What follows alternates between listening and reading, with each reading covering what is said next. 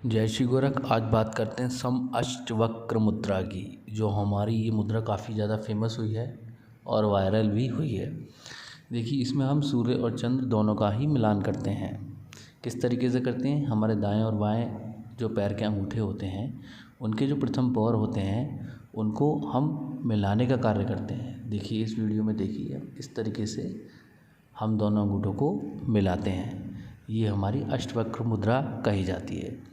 कहते हैं भगवान कृष्ण के जो भक्त थे, भगवान अष्टवक्र, उन्होंने इस मुद्रा के विषय में विस्तार से बताया था और उन्होंने किस प्रकार से इन तत्वों को एक किया जाता है, दोनों अंगूठों को एक करके, इसका ज्ञान विस्तार से उन्होंने दिया था।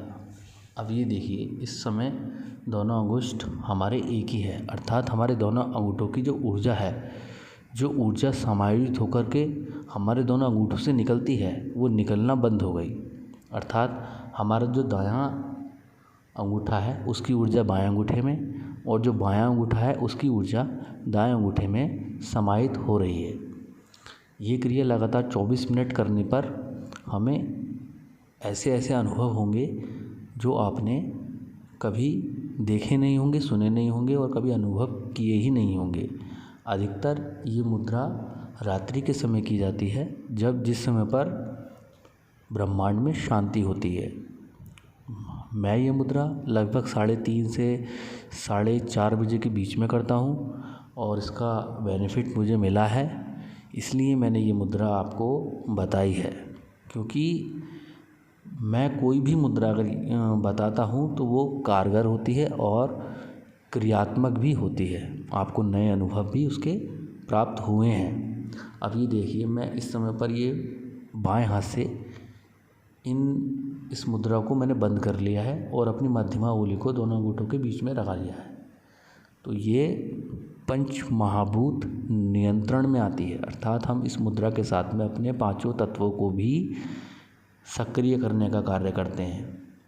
वो अलग अलग प्रकार से काम करते हैं और हम अपने चक्रों को भी इससे समायोजित कर लेते हैं। हम अपने प्राणों को भी इससे समायोजित कर लेते हैं, अर्थात हम अपना संपर्क बना लेते हैं। जैसे कि पिछली वीडियो में मैंने बताया था कि हमारे हाथ में कितनी शक्तियाँ और सामर्थ्य होती है, अर्थात कौन कौन सी शक्तियाँ हमारे हाथ में हैं और कौन कौन से तत्व हमारे हाथ में होते हैं। अब ये देखिएगा, हमने इसको अंतर्मुखी कर लिया है, माध्यमा को, बाकी को बाह्यमुखी कर लिया है। ऐसा करने पर हमारा जो आकाश तत्व होता है उससे सीधा लिंक इस मुद्रा का बन जाता है, अर्थात आकाश चक्र से हमारा विशुद्धि चक्र है उससे सीधी कनेक्टिविटी हमारी बन जाती है। क्योंकि आकाश तत्व की जो गति होती है वो ऊपर की ओर होती है, नीचे के सिस्टम से उसे कोई मतलब नहीं है। नीचे के सिस्टम से मतलब करने के लिए हमें मध्यमा उंगली का सहारा लेना पड़ता है, अर्थात जो हमारी मध्यमा उंगली होती है वो हमारे विशुद्धि चक्र की नाड़ी होती है और हमारे आकाश चक्र का प्रतीक होती है। तो इस मुद्रा का अनुभव आप लीजिए, निश्चित ही आपको सफलता मिलेगी और मैं समझता हूँ कि आप इससे अच्छा अनुभव कर पाएंगे। अब ये देखिए, मैं एक क्रिया और कर रहा हूँ जिसको उत्तम क्रिया कहते हैं। ये उत्तम क्रिया जो होती है ये अलग अलग प्रकार से की जाती है। तंत्र विज्ञान में इस क्रिया का एक अलग महत्व है। ये उत्तम क्रिया का फोर्सेस होती है, दोनों अंगूठों के बीच में एक फोर्स लगता है। बस ये फोर्स